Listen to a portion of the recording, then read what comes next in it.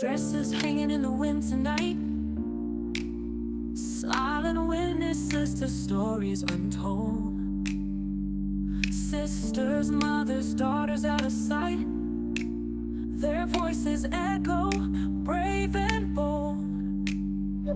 Every face upon the missing wall has a name, a dream, a beating heart. We won't let their memory fall. Each one precious from the start. They matter, every single soul. They matter, we won't let go. Stand up, speak out, don't turn away. Search for justice every day. They matter, and we'll never stop the fight.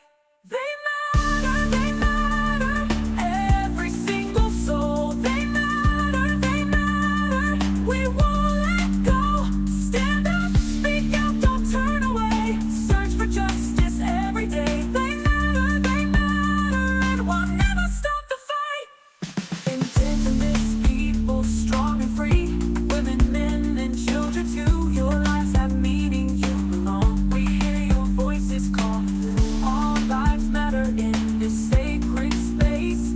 Every soul within our human race. True seekers, justice, unite. We are family, we'll make this right. We will stand up and join the fight. Fight on! They matter, every single soul. They matter, we won't let go. Stand together, search as one, until every case is done. They matter, and love will light the way. Red dresses dancing in the light, reminding us to never give up the fight. We all matter, we all matter, we all matter. One human family, standing together.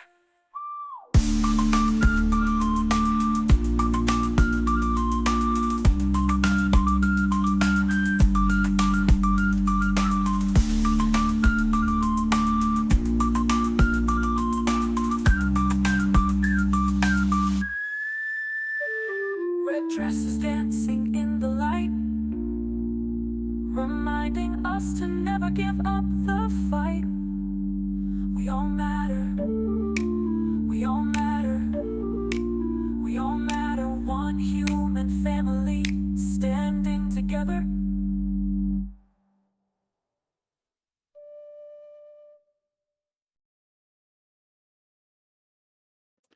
Live on the air, Trial Junkies United presents Justice After Dark with your host, The.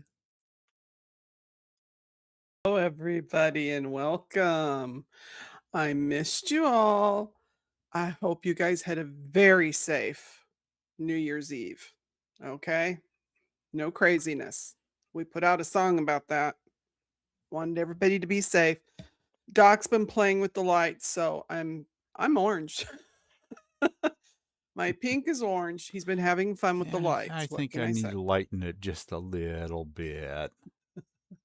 Well, hey, I look good in orange. It's okay.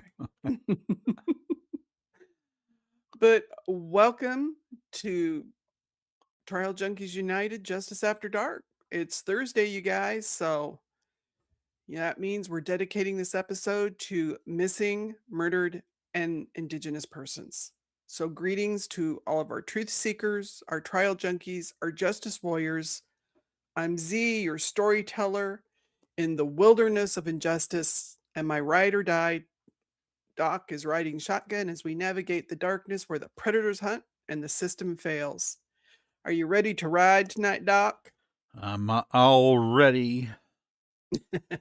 I think. I hope. You think? I hope so too, darling. But tonight, we're going to do things a little bit different. Before we dive in, we're going to focus instead of just on one story. We're going to share a couple of cases that need attention, but then we're going to talk about something really essential: what to do when someone goes missing. And of course, this is really geared toward our indigenous and native relatives, but it goes for everybody too, because knowledge is power and being prepared can save lives. So buckle up because we're going to tell you a great story, but not just that, we're equipping you with the tools to help bring your loved ones home. And that's very important. So, let's talk about the first case, and that's going to be an update on Emily Pike, which sadly isn't much. Oh, there's our little Katrina, and we got Cap here and the Luna Fairy. Woohoo. Yeah, I just wish we had more to say about this poor little girl, but we know 14-year-old Emily was from the San Carlos Apache reservation who was found slain back in February. So we're coming up on a year, you guys. Hey, Melissa, good to see you. Thanks for joining us, darling. And she was in the care of the Sacred Journey, a tribal group home. And when she was reported missing, and tragically, we know she was found, and she wasn't all in one piece. Let's put it that way. Hey, LaDon has joined us. Awesome. She was discovered near the reservation on the Tonto National Forest, more than 100 miles from where she was last seen in the valley.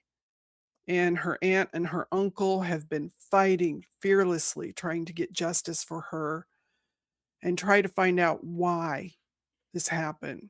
And their priority is really simple. They just want to build a case, find the truth, make sure that it doesn't go cold. Now, Emily's father, who we knew had been in prison, has recently filed a lawsuit alleging negligence by the group home led to Emily's death. Of course, Sacred Journey responded by demanding a jury trial and shifting the blame, claiming that Emily's parents were unfit and that the tribe placed her in a non-secure home and that Emily left of her own free will. And let me tell you, oh, Ken, if you could have seen the paperwork on this one, where they were just, it was brutal. It was like, we disagree with, this clause, this clause. It was just, and we blamed them, and she left on her own. You know what? You guys took the money to house the child, and Emily's gone. She's dead. Her killer's still unknown, and they're out there. They're out there somewhere. The Gila County Sheriff's Office say they have a suspect, but no arrests have been made. And Emily wants law enforcement to continue investigating. They want this matter brought to an end. Emily was a child. She deserved to be protected, and she deserved to come home. And her family deserves answers. Melissa, you're right. It was total negligence. And the fact that they're putting it on her parents and then the tribe and then on Emily herself is just pathetic. And that just really ticked me off when I read it. They have to play the blame game because they have to deflect anything from them, so. Yeah, you're right. Very true. Our second case we're going to look at, yeah, you're right, Katrina. It would be nice if law enforcement would actually take missing people reports seriously, because she was Yep. missing for 2 weeks before she was found. So we know how she ended up, and Lord knows how long she was kept. And that breaks my heart. And then them trying to throw it off on other issues. If you couldn't handle the child, then you shouldn't have taken the child into your care. But you cashed the check. So I got a problem with them. They got their money. Yeah. And so our second case, this is a recent one. It was out of South Dakota, and it's the story of Bonita Keeble. On November the 4th, 2025, around 5 o'clock in the morning, Bonita heard a knock on her door, and she opened it to find 18-year-old Cray Bluebird, the father of her 1-year-old grandson. Now, Bluebird Bluebird. opened fire, shooting Bonita and her daughter, Haley. Haley was transported to the hospital with non-life threatening injuries.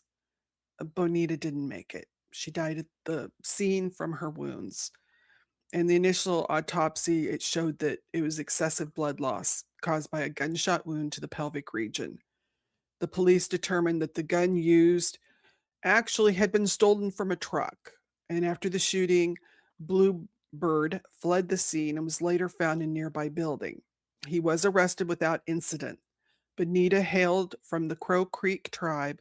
She grew up as a fancy Shaw dancer. She accompanied her father, Wilfred Keeble, on the annual Mankato Reconciliation and Healing Horse Ride. It was a 16-day, 300-mile journey from Fort Thompson to Mankato, Minnesota, to honor the 38 Dakota men who were hanged in 1862. People said of Bonita, everybody loved her. She was a big light. She was vivacious. She stood her ground. She was a good person, always looking out for everybody, always so happy. Bluebird is being held in the county jail on $1 million bond. Bonita Keeble mattered. Her family mattered. Her life mattered. Her family needs support. They do have a GoFundMe. And so I just wanted to bring that because let's hope she gets some justice. Let's hope, and this young man, he's ruined his life. He's 18. Francis, welcome. Glad you joined us. Now for our third case, this is one I've been following. This has gone on for a year. It was kept very quiet, and that irritates me because this should have been a big case. And I don't know if there was a plea deal. I don't like it, but here goes. There was a 12-year-old Native girl from North Carolina. She was rescued at a truck stop in Valden, Mississippi in October of 2024. After being abducted by a truck driver she had met online. The girl was reported missing on September the 29th and was found on October 1st at the 3555 truck stop in Valden, Carroll County, Mississippi. Her abductor was 35-year-old Randy Donovan Taylor, a truck driver from South Carolina. When they found her in the truck, let's just say she did not have clothes on. She was a 12-year-old child. This creature lured the girl away from her home after communicating with her via an online chat and a gaming app. The rescue was a joint effort between the FBI, the Carroll County Sheriff's Office, and multiple other law enforcement agencies who tracked the girl's phone to the location. Randy Taylor was arrested at the scene. He faced multiple charges from federal, state, and local levels, including possession of child photographs he should not have and SA. He was later sentenced to 17.5 years in prison for transporting a minor across state lines for SA. Additionally, charges from North Carolina and Louisiana are expected. So I'm hoping Louisiana and North Carolina hit him with some harder sentences, and I hope that they don't run together because that man needs to go away for life. She was 12 years old, and that's just not enough time for me. Sheriff Clint Walker urged parents to monitor their children's online activities, noting how quickly a predator can act through technology, which we all know. And this young girl, she did survive. She made it home, but that trauma's forever, you guys. And there are so many who don't even make it home. I mean, I'm just thankful that they were able to get her. Yeah, Melissa, Bonita's case, it's new. It happened in November. And some of the cases when I don't get a lot of information, I thought we'd do like a few here so that we could, OnlyFan, that creature is someone that needs to be under a jail. We're hoping he gets more time for harming a 12-year-old Native girl from North Carolina. So let's hope they get him and get him good. Yeah, Ken, you are right. The $1 million bond for Bonita's, suspect in her case. Yeah, that is big. Thank goodness. So, but before we get into what to do when someone goes missing, we're going to talk a little bit about some prevention and some preparation because being prepared now can save precious time later. Now, John Lorden, I know some of you know him from Lorden Arts, and he has been on YouTube for quite a long time handling these kind of cases, all sorts. And he's had his brain scratchers as one of his channels. And he's actually put information together so people know what to do when someone goes missing because let's face it, there's not a book out there. Hey, Justice for Jane, glad you joined us, darling. So John put a great, outline together. It will be in our description. Um, so it's there if you need it. We hope you never need it, but be prepared. Now, let's talk about an essential missing persons kit information. When someone goes missing, we all know that the first 24 to 48 hours are the most critical, right? You're right, Ken. He is the real deal. I really like John. And he's one that after we did Sarah Martinez's case and I contacted him, he did her case. So he is awesome. He's really a cool dude. Um, Hey, I just wanted to interject sure. something here. I'll drink.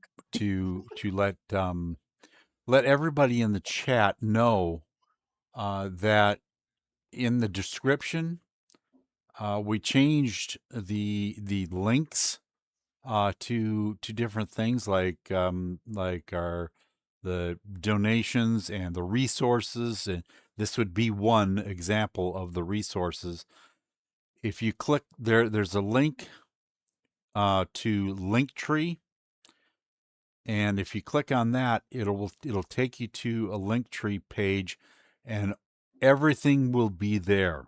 All the links to different things like Lissa's wish list, our wish list, um, all the there's a whole bunch of links to the different playlists that you can Yeah. go and watch some of the videos. So um, that it'll all be there on that page, and also there's a link to the missing persons list, Yeah. and that will house everybody, not just 4 or 5 that we can put in the description.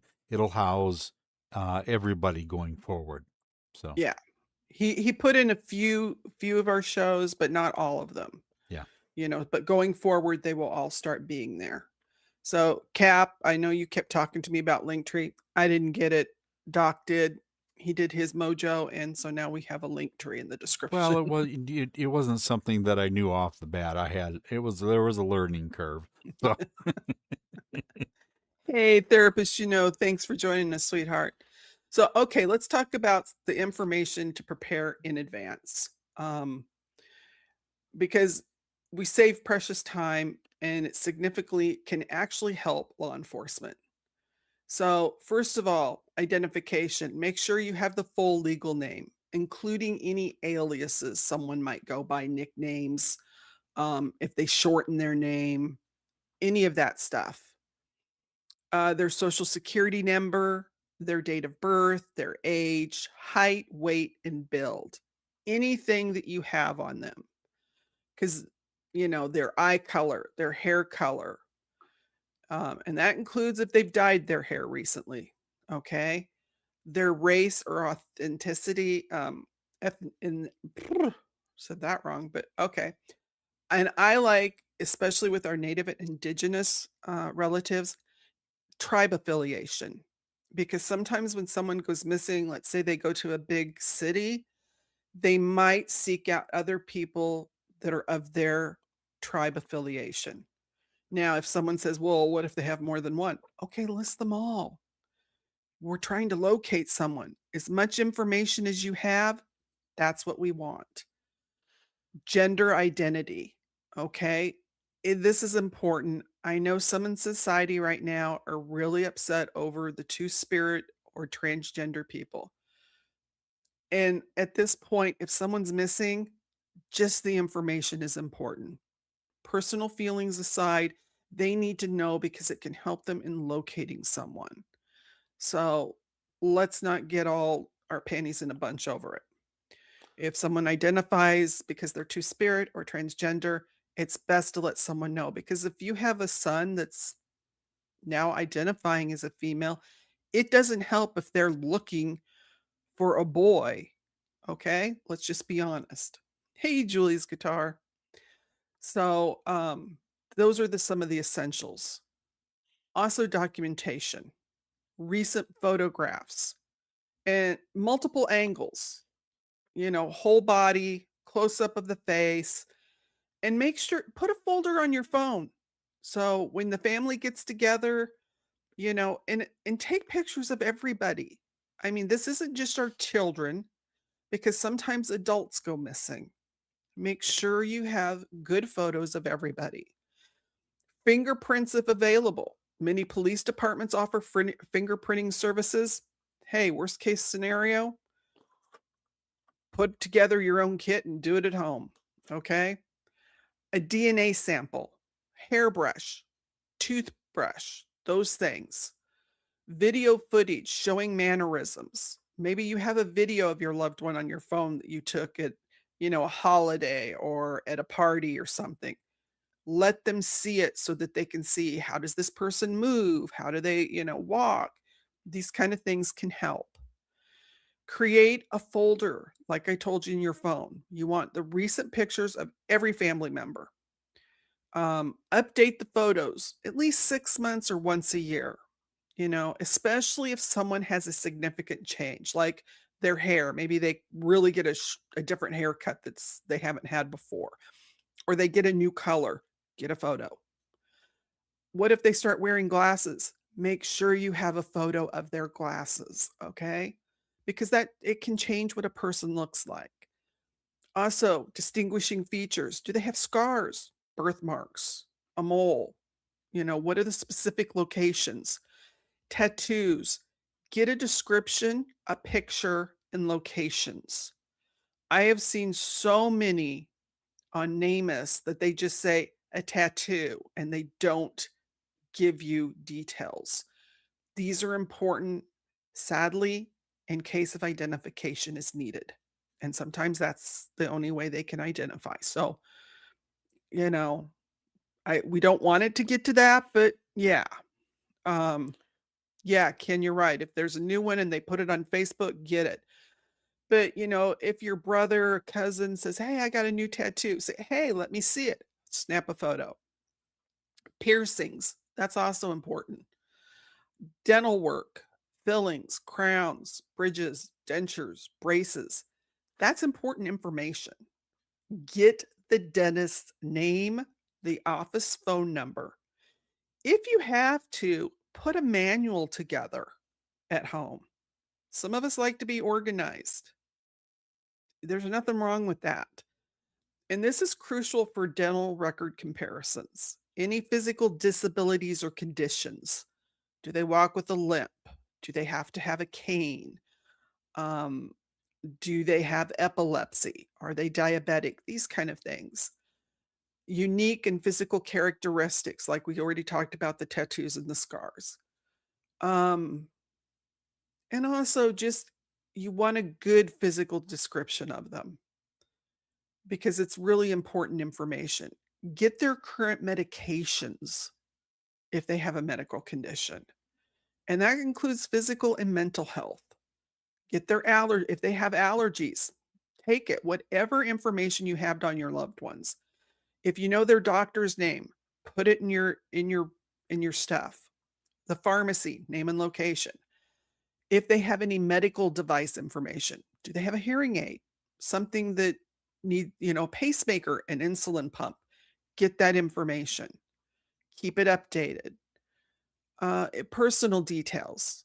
Know who their associates and friends are. Names and contact information. If they say, "Hey, my buddy John," which John was that? Oh, where does he live? Oh, okay, I know him. Write it down. Place Places they frequent. Is there a certain restaurant they like to go to? What are their hobbies and interests? Online presence. What are their social media usernames and platforms? What is their vehicle information? Because just recently, one of our native brothers that we had focused on or had on our showed his poster. Sadly, they did locate him deceased. The vehicle was submerged. So, you know, a lot of times that's something to think about. If someone in their vehicle go missing, it could have ended up in water. So, get the make, the model, the year, the color, the license plate, their work and school information, and a schedule. If you know that they work from, 8 to 5, write it down.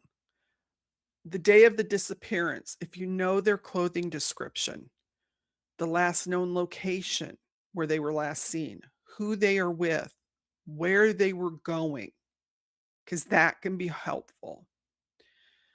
Also, if they had told you they were going to return, if they said, hey, I'm going down to Bob's house and, it's 6 o'clock, I'll be home by 10. Those are things, try and remember, jot them down. Cell phone numbers, their carrier is very important. Credit, debit card information. And you keep the kit updated. Like I said, every 6 months to a year. Um, and I don't want you to feel like and put these in multiple locations. Maybe have a couple of copies. Maybe, if you have one for yourself, write this information down for yourself. Give it to a loved one and say, hey, if something happens, here's my information you're going to need. But know where to find the information. And being prepared, it's not being paranoid, you guys. It's being protective of the people you love. And we know how many of our native and indigenous brothers and sisters go missing. So it's not that we want them to be scared. We just want them to be prepared. Use family tracking apps. Apps like Life 360, Find My Friends, Google Maps location sharing can help you track your family member's location. And here's the important part. Make this a family thing. Let the kids know, hey, you get to track mom and dad too. It's not control. It's not like I have to know where you are. No, this is about safety and mutual accountability. Adults go missing too. We see this too much. So this isn't just like I'm spying on my children. It's about everyone knowing where everyone is. And if we all remember that case that happened in Georgia with the young nurse, her friends found her, sadly deceased, but by using one of these apps that they all used for each other, especially when they went out. They all had each other on an app. So you can even have your friends on an app. Also, with our native brothers and sisters, make sure you are carrying your tribal ID. This is so important right now because of ICE and their horrendous attacks on anybody that they consider different or other. Please have your tribal ID on you. If someone goes missing, tell the police, contact ICE to make sure that they didn't get picked up, because we saw how the one native girl in Iowa almost got deported. If anyone should be deported, it never should have been that child. She belongs to this land. But that's just how cruel and wicked and racist right now that these people that are working at ICE, who once used to be good government agency, is now turned into some crazy place. If you have homeless family, okay, because we know that there are people we love that are homeless. If they don't have a cell phone, give them your old cell phone. Give them the charger, even if it's not hooked up to a service plan, because the least they can do is call 911 if there's an emergency, okay? And that's important. So I know a lot of people, we can't, afford to get someone else's cell phone. I mean, if you can, that would be great if you can get your loved one a cell phone. But if you can't, at least give them an old phone with a cord so they can keep it charged. And that way, if they're in a situation and they need to call 911, they at least can tell them, here's where I'm at. It's not like they can track the phone, but they can at least feel like they have a safety measure. Okay. And make sure that they have their tribal IDs. Let them know that right now, this is very important, that they have to keep their tribal ID on them because we don't want anything to happen to them. Also, set up a plan to have some kind of a check-in with your homeless family. Because we know sometimes due to generational trauma, some of them just can't handle being inside. And we've covered those cases, like the one Alaskan girl who couldn't be inside because of the abuse she suffered from a Catholic priest as a child. So she preferred to be in the outside and to live outside. So let's make sure that you have some kind of check-in, not with just you, but with a couple of family members. Fala, great. Code word for friends and family that means in trouble. Excellent. That is an excellent idea. And if you guys have ideas, throw them in here. I mean, we're taking all. We're trying to get everybody prepared. Um, and so, like I said, have some kind of a check-in that after, maybe it's once every 2 weeks, you will contact me. You know, maybe it's once a month, but some kind of a check-in. Um, so what do we do when someone goes missing? And here's John just wrote perfect instruction. He said, minute one, immediate action. If it's a child, call the police immediately. Uh, We don't play with, a child missing. Don't wait. Don't hesitate. Start asking people nearby for help in the neighborhood. Get that description out there, whatever they were wearing, hair, eye color. If they had anything with them, backpack. Um, Melissa, yeah, that's a good. I'm glad you called ICE. Not that we can always trust them to be honest. Let's all be honest with that. But I don't blame you for checking with them. And guys, let's all keep putting out David's poster. Because Melissa still has not found her brother and he needs to be brought home. Um, so if there's any danger zones nearby and you have a child missing, like bodies of water, cliffs, construction sites, roads, highways, parking lots, focus your search there first. We know a lot of children, if you have a child with autism, for some reason, they like to go toward water. Do it. Check those areas first. Keep this search effort going until law enforcement arrives. Don't wait for them. Don't stand there waiting for them. You continue searching. If it seems like it's taking too much time, because we know in Samantha, Sarah Martinez's case, it took them 8 hours to show up, which was just ridiculous. Fort Worth, Texas has an issue they need to work on. But if it takes too long, call again. Just keep calling. Grab an empty notebook immediately. Okay. This notebook is going to be your lifeline. Start tracking everything. Keep it with you on your nightstand when you sleep, with you at all times during the day. Now, some people might be able to do notes in their phone. Sometimes it's best to have things done in paper and pencil or pen. And you start with brainstorming session. List everyone and every place where your loved one might be. Okay? Organize that list into categories so you can hand off tasks to other helpers and contact different people and places at the same time. Call all of the phone numbers, cell, office, home. Check for updated voicemail or any indication of their whereabouts. If their cell phone is ringing, keep calling it regularly. What you're doing is creating a ping trail that could be helpful in the long run. Okay? Just keep pinging that phone, keep calling. Check their social media for any mention of a trip or they had plans to do something. Look at who they were talking to and what they were talking about leading up to the disappearance. Were they talking about going to a party? Were they talking about going to a friend from out of town? Something. Pay attention to what people put out there. Print out any correspondence that seems essential. Like if someone said they would love to get together with a friend from out of state, print that up. Give it to the police. That might be something they can check. Check their home if you can. Okay, if it's a relative.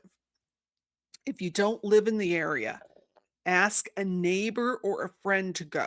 Maybe it's a relative or a loved one in another state. Contact someone close and say, contact the local police, request a well-being check. Okay? If the home shows signs of forced entry or violence, you call the police immediately and you do not enter the premises. You don't want to mess with the evidence. Now, if there are no signs of evidence or of violence, you can be careful and go in. Don't touch everything. Make notes of what you are touching. Don't stomp all over the place. Use that cell phone and photograph everything. I remember when I took a course with a private detective that was giving classes at a community college. And she said, when someone goes missing, you use that cell phone. She says you pull out a drawer and you take pictures of the drawer before you even look in the drawer. Yeah, you're right. Francis, what works for me is find the last person they were with, call them out on social media immediately. They contact me. And that's right. That's why it's important to find out who they were talking to. But if you're investigating the room, take pictures before you touch anything. That way you'll know. Call their coworkers, supervisors, or people who sat near them at work. Did they talk about, Doug that sat next in the next desk? Contact Doug. Did they overhear anything? Maybe Doug heard him on the phone saying he was going to go somewhere. Do they know about any travel plans? When did they last see the missing person? Was it at work? What were they wearing? Record the time, context of every call in your notebook. Encourage people to call you back if they find out more information. It says call all personal contacts. Start with the people your loved one associates with most frequently, and don't worry about embarrassment. Even if they're found, don't think, oh, well, that was embarrassing. I got everyone going and now there they are. No, because too many people go missing and they don't get found. I'd rather be a little bit embarrassed than not to look. And then by the time we do look, it's cold. Be clear about what you're calling about because your family member can't be found and it's not normal behavior for them. Ask everyone to call you back if they get any information or see the missing person. Call the locations your family member regularly visits. If they go to school and then go to the library, contact the library, contact the school or any businesses. They always go to the ice cream shop or, they always go to this restaurant and get coffee. Leave your contact information so they can call you back if the missing person is seen. If your loved one's car is also missing, remember, go ahead and check your local towing yards, impound lots within a 50-mile radius. Check with the DMV to confirm whether the tags have been returned, whether there have been any moving violations have occurred. Is the car under suspension? Ask yourself, is this truly out of character? Sometimes adults do choose to disappear. And but is this behavior different? Is this loved one normally not someone that does that? Are there risk factors, medical conditions, substance abuse, or maybe just having interpersonal contact conflicts? Are they going through a breakup? Something like that. It doesn't mean you stop looking, okay? It just gives you some idea of what you're doing, where you're going. So, like we said, that first hour, it's go time. It's time to call law enforcement and don't if they tell you there's a 24 to 48-hour waiting period, there is not. It is not true. There is no waiting period to report someone missing. If you hear that excuse, ask to speak to a superior officer immediately. And that's critical. There so I'm repeating it. There is no waiting period to report someone missing. If law enforcement tells you otherwise, they're wrong. Insist on following the report immediately. If the missing person is a child, ask whether to issue an Amber Alert. Be aware that specific conditions must be met. Ask about the feather or a native alert. Also, if it's an elderly loved one, what about a silver alert? Some states have one that's similar to the Amber Alert. Some of them have for a vulnerable adult, like with a medical issue or a mental issue. These are all things to think about. So after you've reported the child missing to law enforcement, call the National Centers for Missing and Exploited Children. Consider having the case escalated to the FBI if you have any idea that they could have been abducted and possibly taken across state lines. When you speak to law enforcement, provide the missing person's name and all that information that we've gone over about the nicknames and the description. Okay. And like I said, do not feel embarrassed. And if if it's a teen and they try and tell you, well, they just ran away, don't let them do that to you. Because number one, yes, people do go missing on purpose, but then they get into positions where they can't get out of and they can't come home. And that's important that you focus on that. Because here's a big shocker for the people that can't do math. Under 18, they cannot consent. They are children. So don't be telling me that they're consenting at 13 years old to get into a car with an adult, because even if they got into the car, they can't consent. Okay? The adult is the responsible person. If drugs, alcohol is part of the problem for them, then have an idea where the parties are. A constant. Also, trap houses. When on drug days are blurred into months, the track of time. Yeah, and that's true. Trap houses. You want to know where they are. Have you found your loved one in one? Now is not the time to be worried about their reputation, because they're missing and it's dangerous out there and people are harming people. So it's best to get the information out there so the police know where to look and where you can look. Also, do they have any notable jewelry? You know, a wedding ring, a bracelet? Do they wear earrings? Do they have a nose piercing, necklace? Any object they may be carrying, like cell phones? Do they have a purse, a backpack? Provide the date the person was reported missing, the last known location, any clothing they were wearing. Okay. Give the police 3 recent photos. And this is why your photos, like I said, in the folder that you have, very important.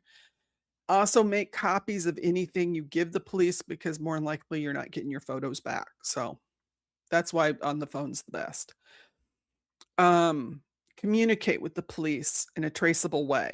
And what I mean is, after a phone call or an in-person meeting, text them a summary of what you were told. You know, officer so and so, you told me this, this, and this. Am I correct? Or, you know, keep a record of any communication you have with the police. Keep it going back and forth. And like we talked about trap houses and where parties are held, now is not the time for you have to be totally honest about their circumstances. If your loved one is involved in illegal activities or drugs or anything else, let the detectives know. If your loved one perhaps has done prostitution, let the detective know. If you know what hotel that they have worked out of, let the detective know. Just because someone is not leading the, quote unquote suburban lifestyle doesn't mean they have the right to be taken and harmed. They still matter. And that's what counts. And if they're missing, they need someone to come find them. So we don't have to apologize for them. We just have to get them help. Also, get the case number the minute you file the report. And just tell them if they're kind of balking about giving you one, just say, "I need a case number so I can get my relative put into NAMUS." Melissa, you're right. Sometimes they don't take those tips. And that's why communication, going back and sending an email saying, "Did you check this? Did you check this?" And make them send you an email saying yes or no. And if they do, keep those records. Because if you're giving them this information and they're not bothering and something happens to your loved one, you might be seeing each other later on because that's dereliction of duty. Um, yeah, you're right, Ken. And the minute you talk about drugs, a lot of people, a lot of the cops are like, "Oh, well, whatever." They don't want to get involved. I don't care, because we have a lot of people, even veterans, um, that get involved in drugs. And it's not because they want to do drugs, it's because of the trauma they've been through. Our Native brothers and sisters have been through generational trauma, and we don't know what all. So before these people should start judging, they just need to go out and do their job. And that's to look for people. Write down the name and the badge number of the police officer who took your report, as well as a telephone number where they can be reached. If you suspect the person was abducted from their home or car, insist on fingerprinting. Tell them you want the house or car fingerprinted. Now, they may tell you that since you and others have been in the house, it would be a waste of time. Still tell them I want it done. Insist that they do it or immediately fine. And if you can afford it, pay for a private detective with police connections to do it for you. You know, and you might not be able to keep the private detective on the case the whole time, but if you can even get someone to come in and at least get that done for you, you've got something done. And if law enforcement refuses to search the house, you're up. Um, but you have to proceed with caution. Don't go in there touching everything like we've talked about. And don't move stuff that you don't have to. Use your thumb, use your index finger. Hey, if you got gloves, open doors rather than grasping the whole knob. Don't touch the interior side of doors. Police might be able to get fingerprints. Keep track of what you've touched. Like I said, take that camera phone. Get the DNA sample from the toothbrush, the hairbrush, makeup brushes, even a bathrobe. Put these in clean plastic bags and store them safely. Look for calendars, notes, any other item that might confirm your loved one's location. Try to find recent photos if you don't already have some. Note any information about their friends, acquaintances, leave messages, send texts. Also, look for photos of them in the home with their possessions in the background, because then you're able to look and see, are those items still there? You might be able to tell, did they take some things and leave? Melissa, I know you and Katrina are both having a horrible time with the police helping in your cases. Hers with her aunt and you with your brothers. It's just It's terrible. Ask other relatives to help determine what might be missing. And also, look at any receipts. Are the receipts that you find, because a lot of times we come in and we might throw our receipts in a certain area. Look for the items. Like if someone went and got groceries, are the groceries still there? Um, that might give you an idea of where to look. Expand your search. Call the hospitals, the police stations, the coroner's office. Check with usual transportation options. Uber, Lyft, taxis, trains, buses. Contact the fire department and EMS to see if anyone was picked up, you know? Um, Consider reaching out to your local psychiatric units also and homeless shelters if appropriate. Using your notebook, compile this timeline of the most recent activities and communications. Start a written list of the missing person's friends and their enemies with notes on each, how long they've known each other, why they're enemies. Raise awareness in that first week. Do outstanding number of cases resolve themselves in the first 72 hours? Yes. But if it takes longer, you need to expand your team, broaden your search area, make posters, your missing posters. And there's great examples online that show, good photo, you want good descriptions. Try not to put your personal phone number or a home address on a flyer. That could put you not only in a vulnerable situation, but you become a target for scammers. I think there are ways to create a phone number using Google Voice. You can get a phone number to use to put on there. Hey, Francis, exactly. I also look up sex offender registries in the area. Very good. Excellent information. Also include the police department's number and the case number on your flyer. If you need to put your own number, like I said, Google Voice, do something like that. Don't put your phone number. Some organizations offer free poster designs, like Missing Persons in America. Sometimes local printers may help out with some free copies.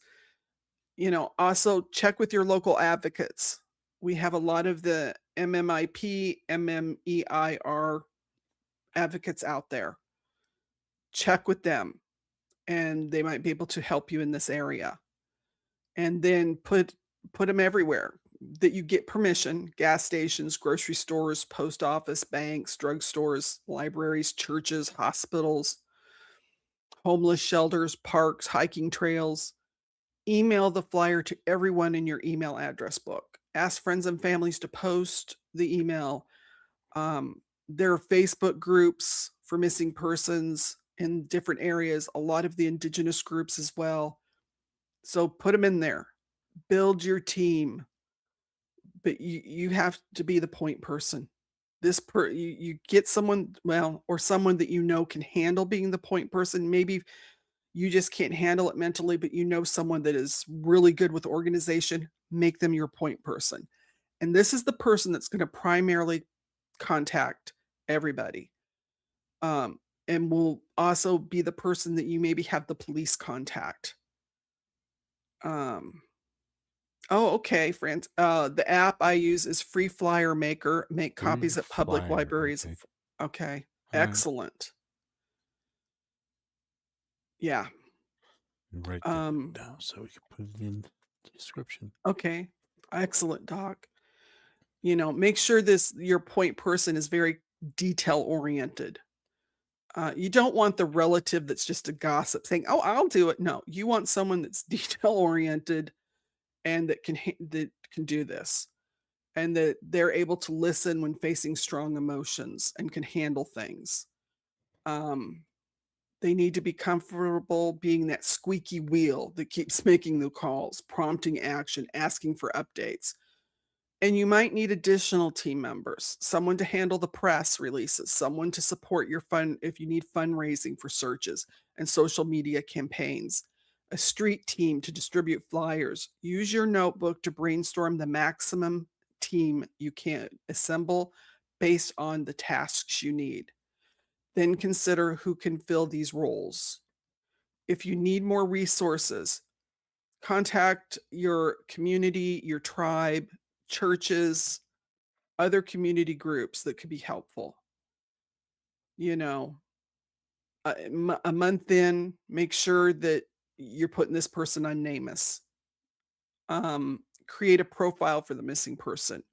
The U.S. Department of Justice operates this, and the information is publicly available. They will contact the police. That's why you need the case number and the police information, and let the police know you're doing this. And contact loved ones, their dentist, get all those records like we talked about. Provide the police with everything. Verify that a copy is, if you give the police the dentist's name, and we know HIPAA protects things, so that's why they probably have to go pick it up unless it's a child. Verify that the copy has been picked up, okay? Find out if there are fingerprints or footprints or anything like that that are available. Were they in the military? Were there any safety initiatives? Maybe if you had a child, and sometimes the state will run things where once a year they might come in and let children be, fingerprinted and stuff. Find out if this was ever done. Maybe they had a previous arrest record. Okay, that gets you your fingerprints. Contact your loved one's doctors, because you might need the x-rays and medical records. Let the police know. Here was their doctor. They had a broken arm. This is who you would need, because sadly, you may need that. Well, Katrina would know about the military records. Yep.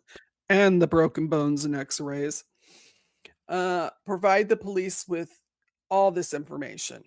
If the case is more than 30 days old, you can provide dental records, DNA, and it will go into CODIS.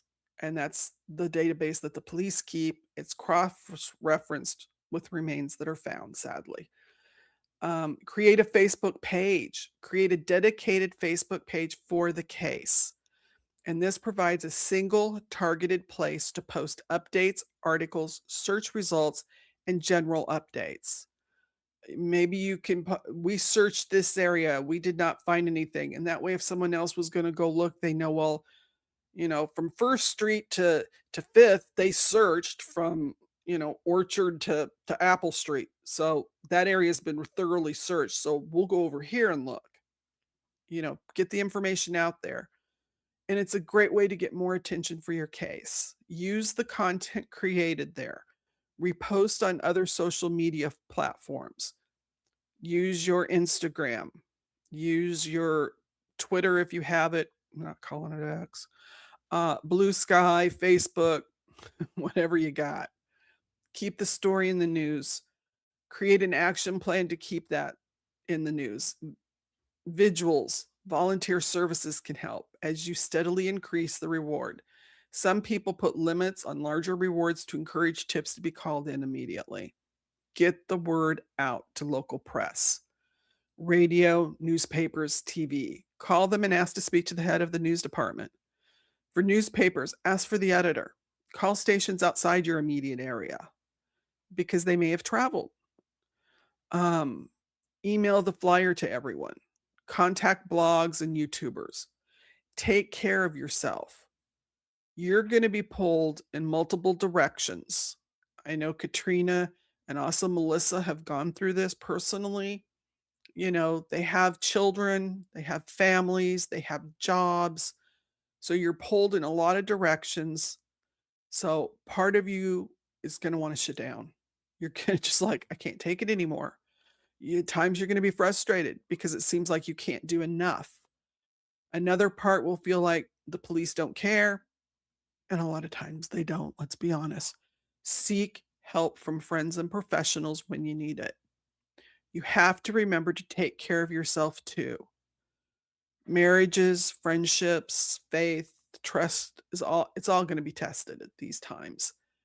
If you need to find a counselor, maybe just a colleague, a friend, someone that you can talk to at times.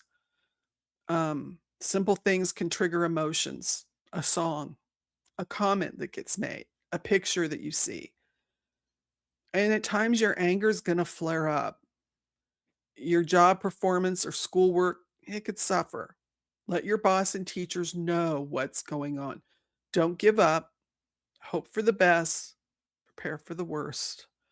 Um, and I want to take a moment to discuss specifically how to keep our homeless relatives safe. Our unhoused family members. Regularly set up that check-in system, like I said. Have something set up with a couple of relatives. Let them know they matter and that you're there for them. Make them have their tribal IDs on them. Give them that cell phone at least that they can call for in emergencies.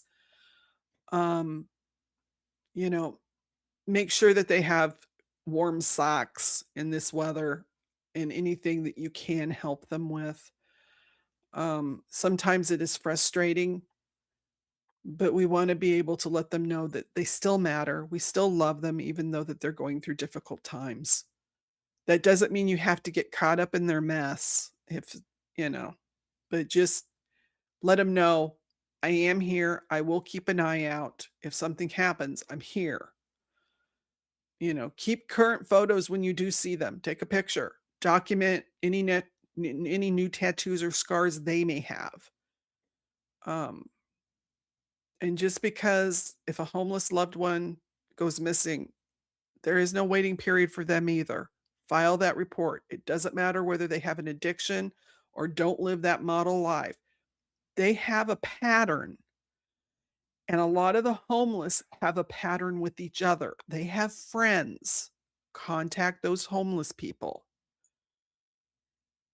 That pattern's going to help show the police that something is wrong. Okay? So let's go into, those are our tips, and I hope that can help some people. If anybody has some other tips, you can put them in here. I just wanted to give our Native and Indigenous relatives some things to think about if they have a loved one that's gone missing and what they can do. Um, but let's talk about our missing people. Remember, stay alert when you're out and about. Put the cell phone down and watch people. If you're in public or on public transportation, look at the faces. Like we always say, some people might leave voluntarily and then they end up in danger. Or we know trafficking is real and they don't have a choice. So we want to make sure that we are looking out for them, because you could be the person that saves a life. And if something looks suspicious, don't wait for someone else to do something. Call 911. Okay? It's no big deal to call 911. They don't, let them know, I think there's someone here that has been missing. I found them. Let them do their job. If you're absolutely terrified of contacting the police, tips, the number 4, trialjunkiesunited@gmail.com. That's our tip line. We'll send it in. You have the power to save a life. Use it. Now, this is an old case. This is Damian Lee Boyd. He was 30 when he disappeared in 2014, May 27th, 2014. He would now be 42. It was from Issaquah County, Minnesota, and I probably butchered that, and Melissa's probably laughing. He's what can I say? He's 6'4". He weighs around 190 pounds. He has brown eyes and brown hair. He had a goatee at the time of his disappearance, and he may have wore glasses. He did have a medical condition. Boyd was born with fetal alcohol syndrome and suffered from mental illness and had problems with alcohol. He'd gone to the hospital repeated times for alcohol withdrawal, and he is considered a vulnerable adult. Classification, he was endangered. Details of his disappearance: Boyd was last seen after he left Douglas Place, a residential facility for addiction treatment in Polk County, Minnesota, on May 27th, 2014. And he kind of led a transient lifestyle at the time of his disappearance, but his grandfather always kept a bedroom for him in Squaw Lake, a small town there in Minnesota. Boyd's father was from Rosebud, Montana, and Boyd may have attempted to travel there after his disappearance. He previously stayed at the Northlands Rescue Mission in Grand Forks, North Dakota, and may have been sighted in the Fargo-Moorhead area in mid-July of 2014. Since Boyd went missing, both of his parents have died, as has his grandfather who raised him. His disappearance still is unsolved. Ithaca County Sheriff's Office is 218-326-3477. Leech Lake Tribal Police Department is 218-335-8277, or contact your local police department if you think you have seen him. Our next one is Emelina Joe. She's 14. She went missing December 31st, Gallup, New Mexico, you guys. Last seen leaving a residence around 1:07 a.m. in the area of Pinon Hills apartment. She's 5'4". She weighs 130 to 140 pounds. She has brown eyes and brown hair, shoulder length. She is Navajo tribe affiliation, and Miss Joe was last seen on December 31st at about 1:07 a.m. in the area of Pinon Hills apartments. She was last seen by her boyfriend's mother running away with her boyfriend. Miss Joe's boyfriend's name is Malik Nelson, and she was last seen wearing a brown sleeve jacket. It is unknown what else she was wearing. Contact Metro Dispatch at 505-722-2002 or the Gallup Police Department at 505-863-9365. Now, I'm going to go ahead, and our next person is actually the boyfriend. We showed him a couple of weeks ago, and that's Malik Nelson. But this way you see them both, so in case you see them together. He's 16. She's 14. 16 and 14, they need to be home. He went missing on December 10th. But it's interesting that his mother saw her running away on the 31st. So did he come back for her? I don't know. And he also went missing from Gallup, New Mexico. He is from the Navajo and Dene tribes. Brown hair, or brown eyes, black hair, medium length. He's 5'8" and 180 pounds. Last seen wearing a black t-shirt and with cookies and white print, black jeans, yellow and black Nike shoes. He has the tattoo of a cross on his left hand, and he was lastly seen leaving the residence around 5:30 p.m. in Red Hills Mobile Home Park. Any information on him, contact Metro Dispatch at 505-722-2002 or the Gallup Police at 505-863-9365 or your local cops.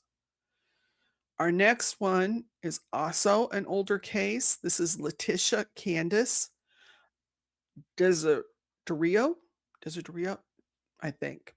And I'm sorry I butchered your name, dear. She was 33 when she went missing. She would be 36 now. She went missing on July 16th of 2023. She also goes by the nickname of Sha, S-H-A. This was from Ground Point, New Mexico, and she got into a white truck and was never seen again. She's 5'6", 150 pounds. Her hair is dark brown and her eyes are brown. She has a small scar by her right eye, tattoos her last name, Desiderio. I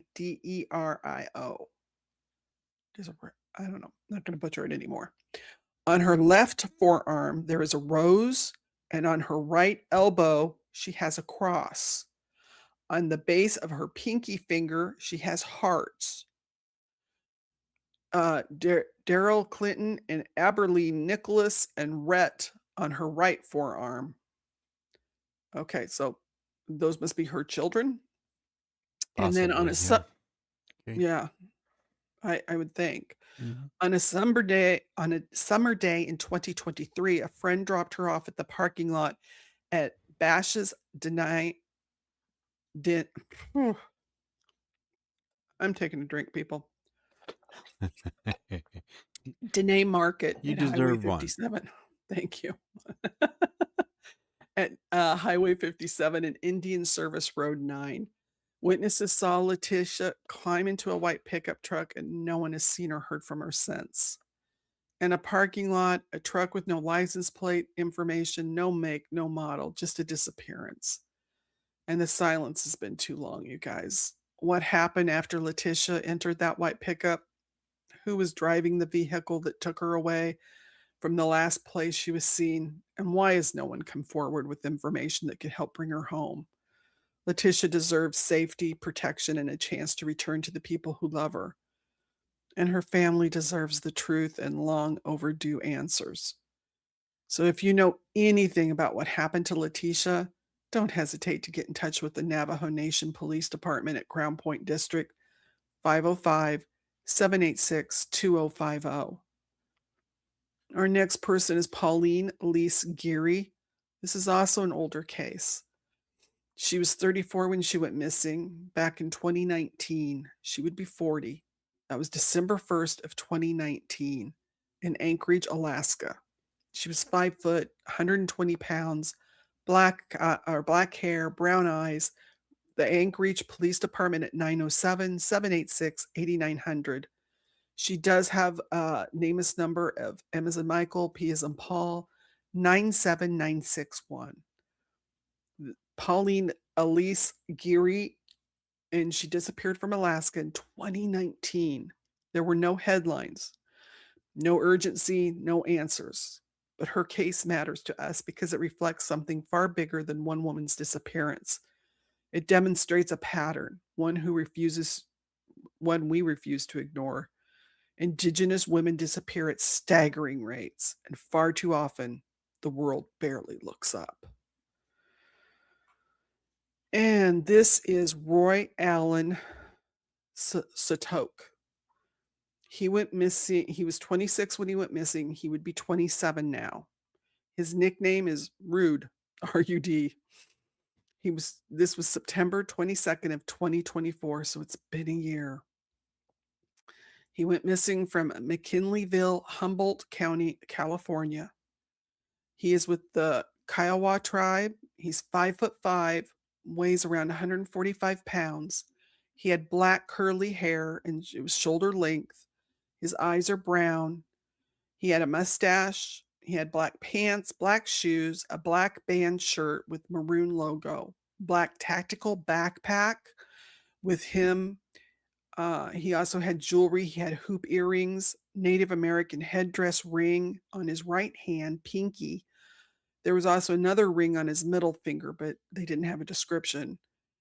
They said the circumstances of his disappearance, he was last seen in McKinleyville, where he was house sitting for his ex-girlfriend's mother at a home on Hiller Road. He sent a text message to several individuals that day.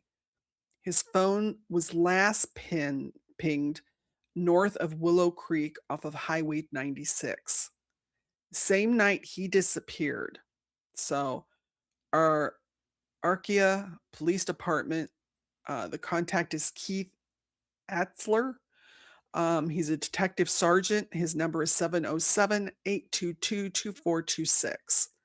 The case number is 24-2194. There's also another case number of 148797. And I think that's the Doe Network. No, the Doe Network is 6540, D as in David, M as in Michael, C as in cat, A as in apple. So let's hope some of these people can be brought home so the family can get answers. So now we're going to talk about, just briefly, because we're almost done. And thank you guys for sticking with us. If you see something, say something, guys. It's very important. We had 265 missing people that we featured last year. 119 have been found, and 11 have been found deceased. So that's why silence is betrayal. We have to talk if we see something. And I want to thank you all for being part of our community. Since we started last year, we're looking forward to the new year, and hopefully we'll continue to grow. Everyone who has supported us, we appreciate you. By subscribing, commenting, sharing means the world to us, and it helps share these stories and locate missing people. For those who were able to buy us a coffee or Venmo, William, Fala, Pammy, Jorge, Katrina, Albie Frank, Capri Law, Bob, and SS, thank you so much. Special thanks to our mods. You are the greatest and have been very encouraging and supportive and helping us. We've got some good plans that we're looking for next year. We're planning shows on the sober living in the Native communities and the corruption that happens within that system. I've got some people I want to try and interview that are making a difference in Indian land. And also, we're going to bring back some great advocates and some of our favorites. You know, I'm going to get Lissa Yellowbird Chase back on here, and Siska Tobacco, and Cola Shipping Tower, Kayla Betts, and others. We're also sending out invitations to interview some new voices. And if you think there's someone we should interview, let us know. We're trying to get a hold of some of the search and rescue teams. There's a couple of tribal chairmen I'm trying to get a hold of that have done some really cool things for their tribes, and I think everybody should know about it. If someone has a story to tell, we're here as a platform for our Native and Indigenous relatives. If you have a missing loved one and want to ensure that their poster is on our show, email us, trialjunkiesunited@gmail.com. If you have lost someone to violence and you aren't seeing any justice, we're glad to give you a platform. MMEIR is Murdered and Missing Exploited Indigenous Relatives. And that's important because a lot of them have been exploited.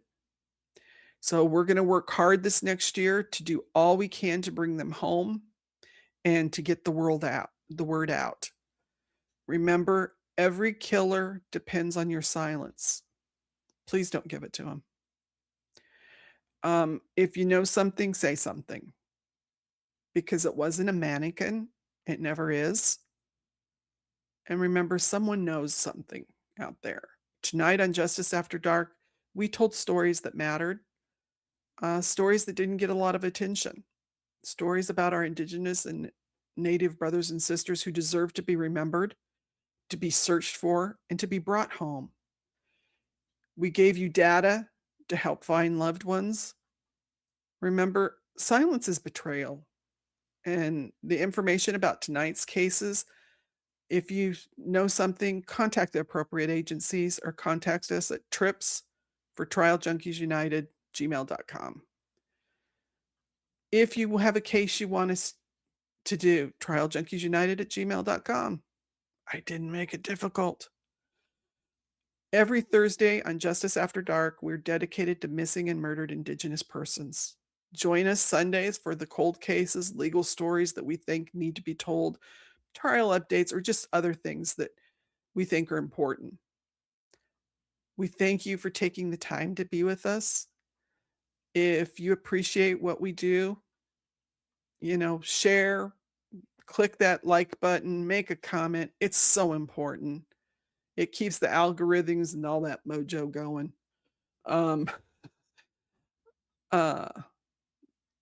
Anytime, Francis, we are here for you. This is the platform, and we plan on growing and getting the word out more. And Melissa, we're thinking of David all the time. And like I said, if anybody has people that they want to make sure we get posters of, get them to us. Until next time, stay informed, guys. Stay compassionate. Keep seeking truth. Keep demanding justice. And never stop speaking up. Say goodnight, Doc. Good night, Doc. And from Doc, Moo, our mods, and me, we appreciate your support. Thank you for helping us make this a great community and channel. We love you all. We'll see you on Sunday in Trial Junkies United Justice After Dark. Listen to our new song, and ciao, everybody.